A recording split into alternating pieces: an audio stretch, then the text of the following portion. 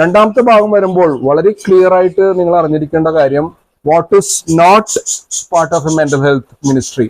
എന്താണ് mental health ministry അല്ലാത്തത്, അല്ലെ? എന്താണ് അല്ലാത്തതെന്ന് പറഞ്ഞാൽ അത് നമ്മൾ കൂടുതൽ കൃത്യതയോടെ മിനിസ്ട്രിയിൽ മുന്നോട്ട് പോകാൻ സഹായിക്കും.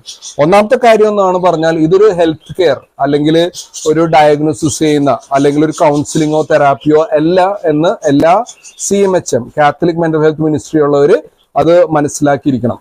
ഇത് ഒരു ഡയഗ്നോസ് ചെയ്യുന്ന സ്ഥലമല്ല, കൗൺസിലിംഗ് ചെയ്യുന്ന സ്ഥലമല്ല, സർവീസുകൾ കൊടുക്കുന്ന സ്ഥലമാണ്. എന്നിങ്ങനെ ഇനി ഇതൊരു പ്രാർത്ഥന കൂട്ടായ്മയാണോ? അല്ല.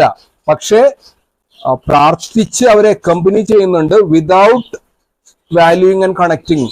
അങ്ങനെയുള്ള പ്രാർത്ഥനയല്ല. ഇവരെ അക്കമ്പനി ചെയ്തുകൊണ്ട് കൃത്യമായ സ്ഥലത്തേക്ക് ഇവരെ എത്തിക്കാനും വേണ്ട സഹായങ്ങൾ എത്തിച്ചു കൊടുക്കാനും ഒക്കെ ഈ കാത്തലിക് മെന്റൽ ഹെൽത്ത് മിനിസ്ട്രി ഉള്ളവർ പരിശ്രമിക്കുന്നുണ്ട്. And also it is a culture, ഒരു പുതിയ കൾച്ചർ അല്ലേ?